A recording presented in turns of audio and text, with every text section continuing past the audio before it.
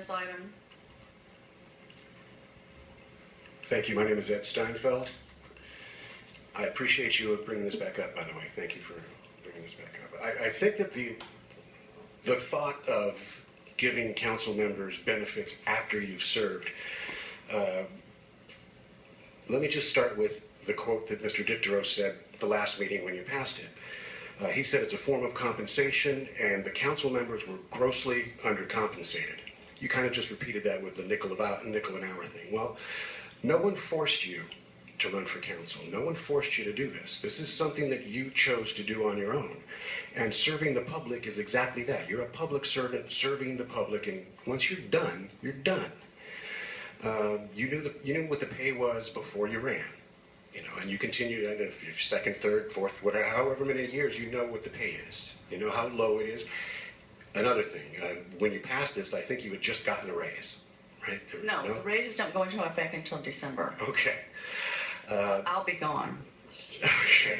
Just make that clear. So you didn't get the raise. 2 meetings. But if you feel, my point is, if you feel undercompensated, then you shouldn't be doing this. It's not for the money. We don't do this for the money. Okay, whatever. Go ahead. You're on my time here. We charge for that. The next thing I'd like to address, and again, this has just happened just now during the break, and I know it may not have been, you may have just done it out of speaking to someone that you know, that you're familiar with. Ruben, the guy in the dress who's having the Shangri-La Laguna thing, $125 a ticket. Councilmember Dictorow walks back there and says, I'd love to go, but I can't afford the $125.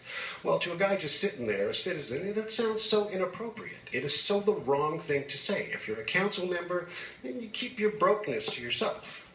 That's how I feel. Let me cut his time. Let him. Well, Go ahead. I just wanted to get across to him that I'm going to fail to show up, and I want him to understand why. It's that simple. Yeah, you can only say, yes, you said it several times. You said I can't afford it a couple of times. So I don't want to go into a back and forth with you on this.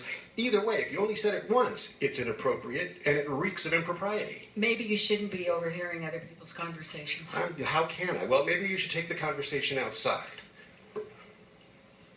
Go ahead. No. Finish. You've got more time. No, I do. I'm okay. I'm done with saying what I have to say. I'm just hoping that you guys do the right thing.